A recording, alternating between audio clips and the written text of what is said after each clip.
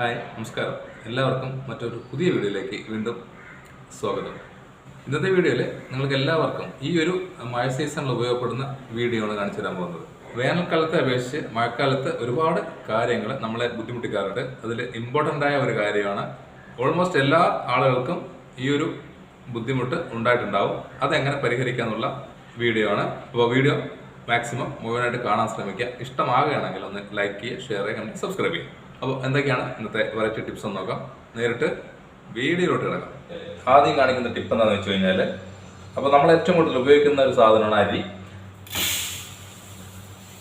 നമ്മൾ വേനൽക്കാലത്ത് അരി ഉപയോഗിക്കുന്നതിനേക്കാളും കുറേ പ്രശ്നങ്ങൾ മഴയുള്ള സമയത്ത് അതല്ലെങ്കിൽ തണുപ്പ് കാലങ്ങൾ ഉണ്ടാവാറുണ്ട്. അതിൽ ഇമ്പോർട്ടൻ്റ് ആയ ഒരു കാര്യമാണ് ഇതുപോലുള്ള ചെറിയ ചെറിയ പ്രാണികൾ പെട്ടെന്ന് അരിയിലോട്ട് വരിക. അതിപ്പോൾ എത്ര ക്വാളിറ്റി ഉള്ള അരി വാങ്ങിയാലും നമുക്കത് കുറച്ച് ദിവസം വീട്ടിൽ വെക്കുകയാണെങ്കിൽ അത് ഉണ്ടാവാറുണ്ട്. അതുപോലെ തണുപ്പുള്ള സമയങ്ങളിൽ ഉണ്ടാകുന്ന അടുത്തൊരു പ്രശ്നം എന്ന് പറഞ്ഞാൽ അരിക്കൊരു സ്മെല്ല് വരാനുള്ള സാധ്യതയുണ്ട്. ഈ രണ്ട് പ്രശ്നങ്ങൾക്ക് ഒരു അടിപൊളി പരിഹാരമുണ്ട്. അപ്പോൾ തീർച്ചയായിട്ടും എല്ലാവർക്കും ഉപയോഗപ്പെടുന്നതാണ്. പല തരം ടിപ്പുകൾ പരീക്ഷിച്ച് നിങ്ങൾ അതിൽ റിസൾട്ട് കിട്ടിയില്ലെങ്കിൽ തീർച്ചയായിട്ടും ഈ ഒരു സിമ്പിൾ ടിപ്പ് നോക്കുക. ഒരു വെളുത്തുള്ളി ഉണ്ടെങ്കിൽ നമുക്ക് ഇതിനുള്ള പരിഹാരമായി.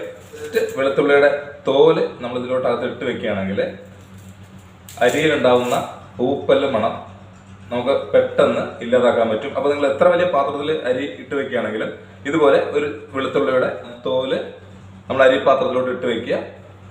സ്മെല്ല് പോലും വരില്ല. നമ്മൾ ജസ്റ്റ് ഇതുപോലെ ഒന്ന് വെക്കുക.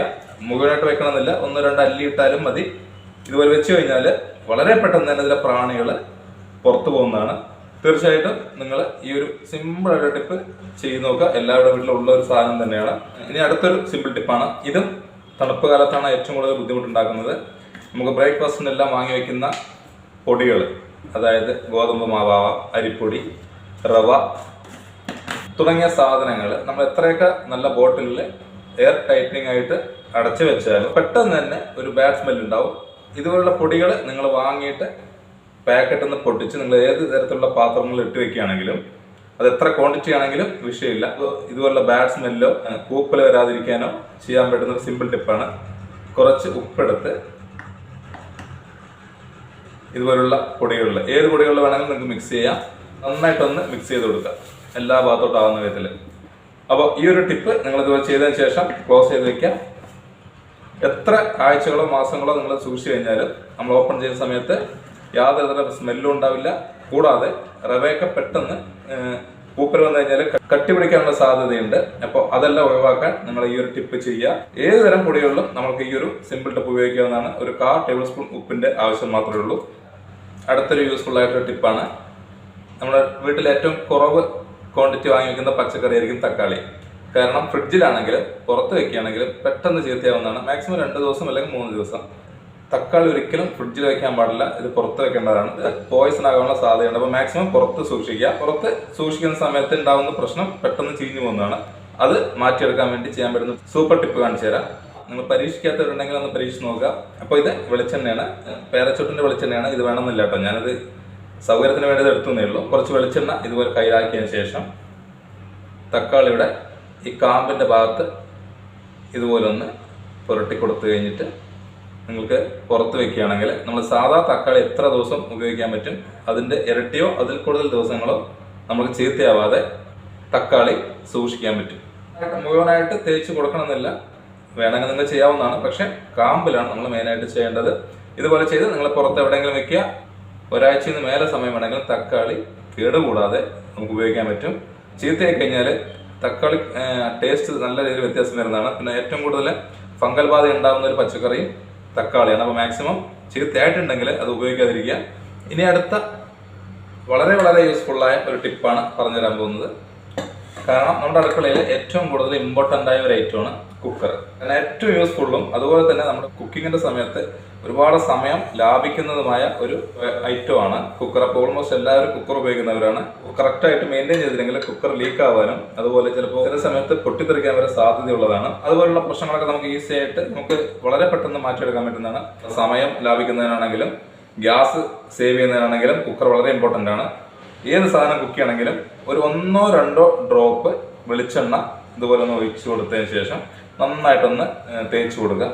ഇതുപോലെ തേച്ച് കൊടുത്തു കഴിഞ്ഞിട്ട് നിങ്ങൾ ഏത് സാധനങ്ങൾ വേണം കുക്ക് ചെയ്യാം, തരി പോലും ഒട്ടി പിടിക്കില്ല. ബേസിക്കായിട്ട് എല്ലാവർക്കും അറിയുന്നതാണ്. കുക്കറിൻ്റെ ഈ ഒരു ഭാഗത്ത് മാത്രം ചെയ്താൽ പോരാ, നമ്മുടെ കുക്കറിൻ്റെ അടപ്പിൻ്റെ ഈ ഒരു അടിഭാഗത്തും ഇതുപോലെ ഒരു നുള്ളു വെളിച്ചെണ്ണ എടുത്ത് നന്നായി നിന്ന് തടവി കൊടുക്കുക. ഇങ്ങനെ വെച്ചതിന് ശേഷം നിങ്ങൾ എന്ത് സാധനം കുക്ക് ചെയ്താലും ഒരു തുള്ളി പോലും തിളച്ച് പുറത്തോട്ട് പോവില്ല. കുക്കറിലുണ്ടാവുന്ന അടുത്തൊരു ഇമ്പോർട്ടൻ്റ് പ്രശ്നമാണ് ഇതിൻ്റെ ഗ്യാസ്കറ്റ്. അതായത് ചിലപ്പോൾ വാഷർ എന്ന് പറയും, ഇതിൻ്റെ ഒരു ഗ്യാസ്കറ്റ് ലൂസാവുക എന്നുള്ളത്. നമ്മളിത് കുറേ വർഷങ്ങൾ ഉപയോഗിക്കുന്ന സമയത്ത് ചൂട് കൊണ്ട് ഈ റബ്ബർ നല്ല രീതിയിൽ സോഫ്റ്റ് ആവാനുള്ള സാധ്യതയുണ്ട്. അപ്പോൾ ഇതുപോലുള്ള സാഹചര്യങ്ങളിൽ നമുക്ക് നല്ല രീതിയിൽ തിളച്ച് പുറത്തോട്ട് വരും. അതുപോലെ തന്നെ പെട്ടെന്ന് വെന്ത് കിട്ടുന്നത് ഒരുപാട് സമയമെടുക്കും. അപ്പോൾ ഗ്യാസ് നഷ്ടം, സമയം നഷ്ടം. അപ്പോൾ ഇതുപോലുള്ള സാഹചര്യങ്ങൾ നമ്മൾ പുതിയ വാഷർ വാങ്ങിക്കുന്നതിൻ്റെ പകരമായിട്ട് നമുക്ക് ഈ ഒരു വാഷർ തന്നെ കറക്റ്റ് ആക്കാനുള്ള ഒരു സിമ്പിൾ വഴിയുണ്ട്. നമ്മൾ ഇതുപോലെ വാഷർ ലൂസ് ഉണ്ടെങ്കിൽ നല്ല തണുത്ത വെള്ളത്തിൽ ഒരു 10 മിനിറ്റോളം നമ്മുടെ ഈ അടപ്പോടെ തന്നെയോ അല്ലെങ്കിൽ വാഷർ നമ്മൾ ഊരിയതിന് ശേഷം ആ വെള്ളത്തിലിട്ട് വയ്ക്കാം. ഒരു 10 മിനിറ്റ് കഴിഞ്ഞ് എടുത്തു കഴിഞ്ഞാൽ നമുക്ക് സൈസ് പെർഫെക്റ്റ് ആയിരിക്കും. കുറേ കാലം നമ്മൾക്ക് പഴയ ലൂസുള്ള വാഷർ ആണെങ്കിലും ഈ ഒരു രീതിയിൽ ഉപയോഗിക്കാൻ പറ്റും. അത് ഒട്ടും ഉപയോഗിക്കാൻ പറ്റുന്നില്ല എന്നുണ്ടെങ്കിൽ തീർച്ചയായിട്ടും നിങ്ങളത് റീപ്ലേസ് ചെയ്യുന്നതാണ് നല്ലത്. അല്ലെങ്കിൽ അല്പം ഡേഞ്ചറസ് ആയ ഒരു ഐറ്റം ആയതുകൊണ്ട് കറക്റ്റായിട്ട് ഇത് ക്ലീൻ ചെയ്തെടുക്കുക. ഒന്നാമത്തെ വിഷയം എന്ന് പറഞ്ഞാൽ ഈ അടപ്പിൻ്റെ ഈ ഒരു ഭാഗം നമ്മുടെ ഈ വെയിറ്റ് ഒന്ന് നല്ല രീതിയിൽ ക്ലീൻ ചെയ്തെടുക്കണം. കാരണം ഇതിൻ്റെ ഹോൾ ഉണ്ടല്ലോ, ഈ ഹോൾ എപ്പോഴും അടഞ്ഞിരിക്കാനാണ് സാധ്യത. നമ്മൾ നല്ല രീതിയിൽ വെള്ളം ഇതിനകത്തോട്ട് ഫോഴ്സ് ചെയ്ത് ഒഴിച്ചു കൊടുത്തു കഴിഞ്ഞാൽ നല്ലത് അടഞ്ഞിട്ടുണ്ടെങ്കിൽ ഈസി ആയിട്ട് പോകുന്നതാണ്. അതുപോലെ തന്നെ ഈ ഒരു ഭാഗം നല്ല രീതിയിൽ വെള്ളം ഒഴിച്ച് ക്ലീൻ ചെയ്യുക. അടുത്ത ഇമ്പോർട്ടൻ്റ് ആയ ഒരു ടിപ്പ്, മഴക്കാലത്ത് ക്ലോസ് ചെയ്ത് കഴിഞ്ഞാൽ ഈ ഒരു ഭാഗത്തോട് ഇട്ട് കഴിഞ്ഞാൽ തന്നെ ഫുള്ളായിട്ട് നമുക്ക് ആ ഹോളിലോട്ട് വരില്ല, ഇതാണ്ടല്ലേ കറക്റ്റായിട്ട് അടയില്ല. അപ്പോൾ ഇതുപോലുള്ള പ്രശ്നങ്ങൾ എല്ലാവരുടെ വീട്ടിലുള്ളതാണ്. അപ്പോൾ അതിനുള്ള സിമ്പിൾ പരിഹാരം നമ്മൾ ഈ വീഡിയോയിൽ കാണിച്ചു തരാൻ പോവുകയാണ്. അപ്പോൾ അതുപോലെ തന്നെ ജനലിനും ആ ഒരു പ്രശ്നം ഉണ്ടാവാറുണ്ട്. വലിച്ച് ക്ലോസ് ആയി അടച്ചാലും നമുക്കിത് കറക്റ്റായിട്ട് ഇതിനകത്തോട്ട് കിടക്കില്ല. അപ്പോൾ നമുക്ക് എന്ത് ചെയ്യാൻ പറ്റുമെന്ന് പറഞ്ഞാൽ കാറ്റ് വന്നു കഴിഞ്ഞാൽ ഇത് ഓപ്പൺ ആവാനുള്ള സാധ്യത കൂടുതലാണ്. ഇനി അതുപോലെ തന്നെ അടുത്തൊരു ഇമ്പോർട്ടൻ്റ് പ്രശ്നമാണ്, നോക്കിയോ ഈ വാതിൽ ക്ലോസ് ചെയ്യുന്ന സമയത്ത് ഇനി അത് ഓപ്പൺ ചെയ്യാൻ പോകണേ, സൗണ്ട് ഉണ്ടില്ലേ? ഇത് ചിലവൊന്നുമില്ല. നമ്മുടെ വീട്ടിൽ എപ്പോഴെങ്കിലും വാങ്ങി വെച്ച മെഴുകുതിരി ഉണ്ടെങ്കിൽ വളരെ വളരെ സിമ്പിളായിട്ട് അത് മാറ്റിയെടുക്കാവുന്ന വിഷയമേ ഉള്ളൂ. അപ്പോൾ ഞാൻ ചെറിയൊരു പീസ് മെഴുകുതിരി എടുത്തിട്ടുണ്ട്. ഭാഗത്താണ് ടൈറ്റ് കൂടുതൽ. അപ്പോൾ ആ ഒരു ഭാഗത്ത് കുറച്ച് മെഴുകുതിരി ലേശം വെളിച്ചെണ്ണയിൽ മുക്കുക. അതിനുശേഷം ഇത് ഈ ഒരു ഭാഗത്ത് അതുപോലെ തന്നെ നമ്മുടെ ഡോറിൻ്റെ 2 ഭാഗത്തും ഇതുപോലെ ഒന്ന് നല്ല രീതിയിൽ ഉരച്ചു കൊടുക്കുക. വെറും മെഴുകുതിരി മാത്രം ഉരച്ചാലും കുഴപ്പമില്ല, പക്ഷേ ലേശം വെളിച്ചെണ്ണയും കൂടി മുക്കുകയാണെങ്കിൽ വളരെ പെട്ടെന്ന് തന്നെ നമുക്ക് ആ ഒരു പ്രശ്നം മാറുന്നതാണ്. അത്രയും ഈസി ആയിട്ട് നിങ്ങൾക്ക് ഈ ഒരു പ്രശ്നം പരിഹരിക്കാൻ സാധിക്കും. മറ്റുള്ള പല വഴികൾ നിങ്ങൾ ചെയ്യുന്നുണ്ടെങ്കിൽ വെറും വെളിച്ചെണ്ണ മാത്രം ഉപയോഗിച്ച് ഒരിക്കലും ഇത്രയും പെർഫെക്റ്റായിട്ട് നമുക്ക് ചെയ്യാൻ പറ്റില്ല. അപ്പോൾ അത് വളരെ ഈസി ആയിട്ട് നമ്മളിതാ നോക്കിയേ, ഇത് നമുക്ക് ഇന്ന് കൊക്കി നിട്ട് നോക്കാം. കണ്ടില്ലേ? വളരെ ഈസി ആയിട്ട് നമുക്ക് ഒരു പീസ് മെഴുകുതിരി ഉണ്ടെങ്കിൽ ഇതുപോലെ അടയാത്ത